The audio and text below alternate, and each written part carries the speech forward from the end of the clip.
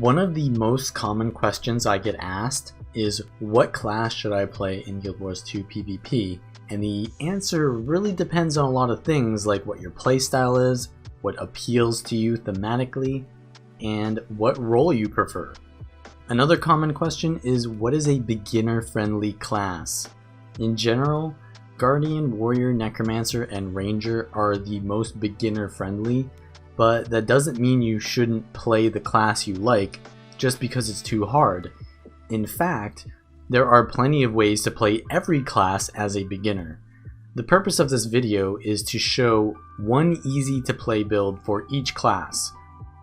Some of these builds will use the core specializations, which means that you can use them as a free-to-play player, but some of the classes have very weak core specializations, so while they are simpler than using the elite specializations that you can get from the expansions, they would be much less powerful and therefore require more experience to get results out of.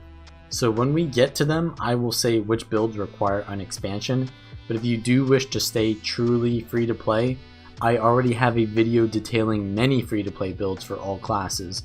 Not necessarily good ones, but general archetypes you can use. You can check out the link for that in the description below. But as for this video, I will go over builds that can give you results and have a decent amount of sustain in them, so you aren't instantly dying, so you can survive long enough to actually figure out what everyone is doing and learn the game mode.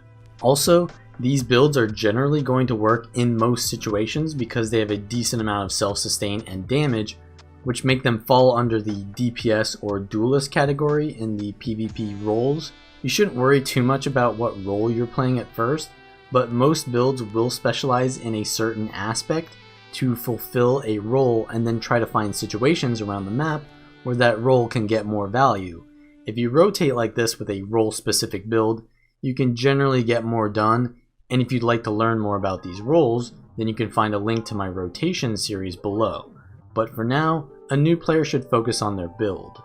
Also, one thing for beginners to PvP, your gear is all normalized, so your character's level and gear is irrelevant. Everyone has the same stats, you just choose what your gear is through the PvP build and gear panels. You can find both of these through the hero panel. You need to access your traits in this tab, and then your gear through the equipment panel. But there is the PvE and World v World version, and when you flip it over using this button, it shows the PvP gear. You only need to select your build through here for PvP. Although you don't need to have stats on your gear, you still need to have any piece of gear in that slot. If you aren't wearing armor, you will lose base stats, and the weapon you're wielding will determine your weapon skills. You can buy basic weapons at the vendor in the market district of the PvP lobby, which will give you the same effectiveness as every other weapon, because as I said, simply having them is enough.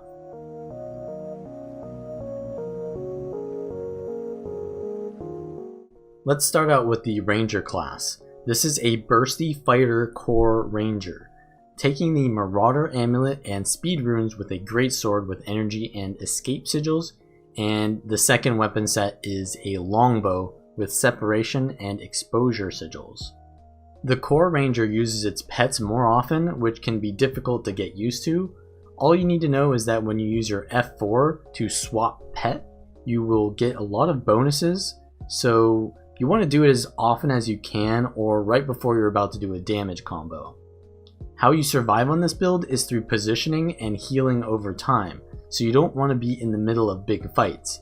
Use your Longbow 5 on the node from afar, and then use your Longbow 2 when you found someone to focus. Once you run out of Longbow damaging skills, you can go in with your Greatsword.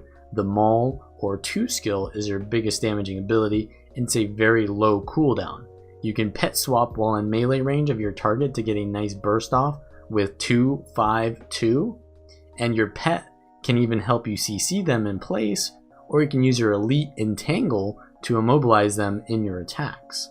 When it becomes too dangerous to be in melee range, you can use your Greatsword 3 to get out again. Just make sure you don't have a target or auto-targeting enabled, and you can swap back to Longbow to deal damage from afar. All of your utility skills are stun breaks, so you can be very slippery and hard to catch. You get condition cleanse from your survival skills on your heal, your elite, pet swap, and all of your utility skills except protect me. Also, make sure to dodge a lot because you get protection, which heals you. Next is the warrior. This is a condition core warrior. For this build, take the Rabid amulet with Balthazar rune, 2 swords with energy and cleansing sigils, and a longbow with doom and smoldering sigils. You'll be dealing tons of conditions out, which are damage over time. You get adrenaline when hit and when hitting enemies, which allow you to use your burst skills or F1 very often, and your burst skills give you a healing buff and cleanse conditions, so you should always prioritize using your burst skills since they deal damage and give you sustain. Always have your longbow F1 down over the objective so that your enemy has to stand in your fire field to contest the node, and spam your longbow 4 in that fire field to blind and give burning projectile finishers. When you have used most of your longbow skills, wait until you can use the longbow F1 one more time, and then swap and use the sword 2 to get on top of the enemy, and then burst with F1 on sword to immobilize them in your fire field, and then put the sword 4 in them for the most of your damage. By the time your weapon swap is off cooldown, you want to go back into longbow and use your next fire field. Basically, you want to weapon swap very often to maximize how many burst skills you use. You do have a lot of gradual condition cleanse, but you'll get more of it from your heal skill and the Signet of Stamina, and you get stability from the Doliac Signet, which can make you immune to CC. The Necromancer build is a Signet oriented build with Marauder Amulet and Vampirism Rune, Axe Focus with Exposure and Opportunity Sigils, and 2 daggers with Cleansing and Energy Sigils. This build can be hard to understand, but when you do understand it, it's very easy to play. Necromancers gain life force from certain skills, which allows them to go into their Death Shroud, which gives them a lot of sustain and damage, but this build gains its life force very passively from the Signet of Undeath and the Signet trait in Spite. Basically, while you're in Shroud, your Signet passive effects will still remain and will become pronounced.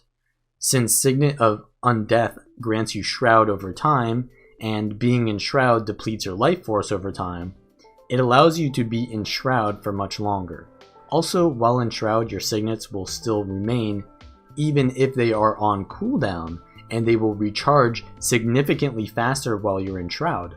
What this means is, you want to use your Signets before you go into Shroud, since you will gain their benefits anyway, and will get them back by the time you're out. Though you don't want to use your Signet of Undeath unless you need to revive your ally because it costs 9,000 health to do so.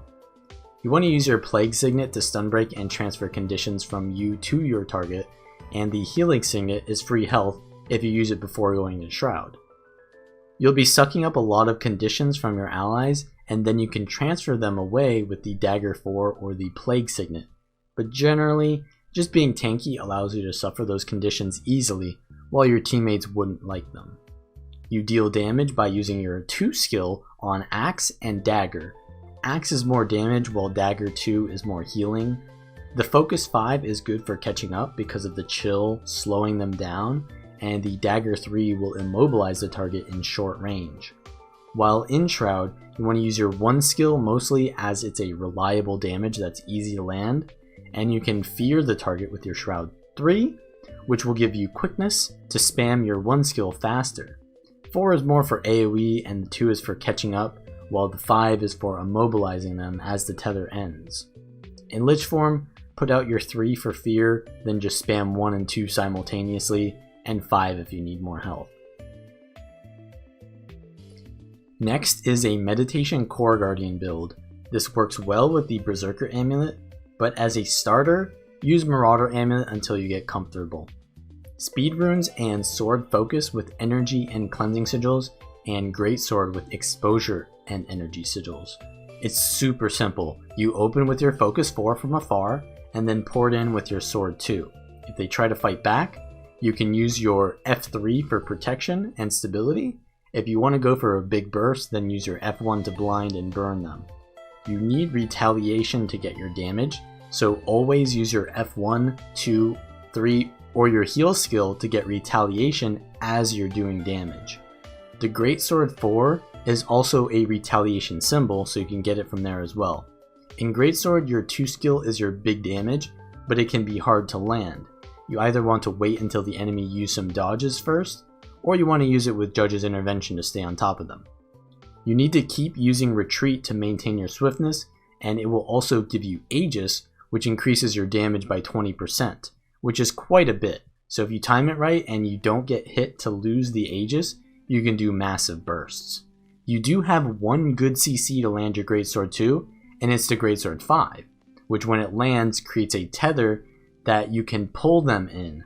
Generally, you start out with Focus 4, then Sword 2, Sword 3, and then when they're about to retaliate, you put out your Focus 5, swap to Greatsword, and if they're fighting, you go into Greatsword 2, but if they're trying to kite you and survive, you want to try to land your Greatsword 5, and if it does land, you put down the 4 symbol in Greatsword, pull them into it, and then whirl with the Greatsword 2.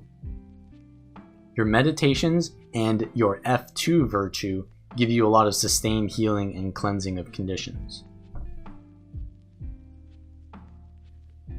Thief is considered one of the harder classes to play because it usually requires you to play a very specific role, but you can check out my channel for other builds that play to that. But this build is more of a team fighter that can do a lot of damage. It's a double dagger condition thief, carrying amulet with thorn runes, 2 daggers with venom and agony sigils, and a short bow with energy and cleansing sigils. Most of your damage comes from dagger 3, which puts out bleeds and poison while also evading you over the target. The positioning of the skill is very important to land all 3 bleeds, but hitting just once is enough for the poison. Since thieves use initiative, you can just spam the skill, but in a lot of situations it's best not to do that because you'll run out of initiative and do no damage if you can't land it. Dagger 4 is nice to use on enemies who aren't in range. Dagger 2 is good for mobility and catching up. Dagger 5 is just a stealth if you really need it, and the dagger autos can give out decent amounts of poison. You can also combine the Steel F1 with Death Blossom Dagger 3 to burst enemies from afar. The 1000 Needles trap is best placed on top of objectives and then activated when you are in position. It will immobilize and give out lots of conditions. They will be stuck in place for you to hit them with multiple Death Blossoms, or you can do a really big combo of your Shortbow 4 and Dagger Storm on top of your 1000 Needles, which will perform a poison roll finisher and give out lots of poison. Your heal skill and roll for initiative are most of your condition cleanse, so try to use them only when you have conditions on you. You can also Shadow Step, and that will remove 3 conditions on the return. Elementalist is next, and this is the first build that requires an expansion. The core Elementalist isn't much more simple, but it's much less powerful, making it a lot harder to play. This Staff Tempest build involves the use of glyphs to summon elementals to fight alongside them. This is the Marauder Amulet with Herald Rune and Staff with Energy Cleansing Sigils. You want to stay back and cast abilities with your staff. In between the high impact but high cooldown skills of your staff, you want to cast glyphs to summon elementals, which can do damage and heal you. The lesser glyph should generally be used in air attunement because it gives ranged elementals, which do more damage because they don't die as easily, and the melee minions move too slow to hit. Use the lesser summon off cooldown because you can have multiple out at one time. The elite glyph should be used on either the air attunement or the water attunement. In water, it can cast a massive heal if you're nearby when you activate it, and in air attunement, it can stun the target on activation. Also, you can use the powerful overload abilities, which become available a few seconds after you swap into an attunement. You can cast the attunement that you are in already twice to start overloading for a massive effect after a long 4-second cast time. Casting an overload increases the attunement cooldown, but because of fresh air and the long nature of staff cooldowns in non-air attunements, you can always go back into air so long as you land a crit. Air overload is really good damage and is wide range. Water overload is good for healing, and Earth Overload gives out a lot of protection and can immobilize if you land the final hit. Try to use Earth Overload near the start of a fight and then put out the 4 skill to create an impassable terrain. Then go into Air Attunement and use the 2 skill to blind and damage. Use the 5 skill to CC enemies into your Air Overload, and then swap to Fire to put out Lava Font. Go back into Air or Water depending on if you need healing or not. The staff skills are all very situational and I can't explain them all in this video, but generally the 2 skills are AoE damage, so it's always good to use those first. Use your Water 2 to blast your Water 3 or Water 5 for healing combos, and then spam more Overload Air while your elementals pressure the target.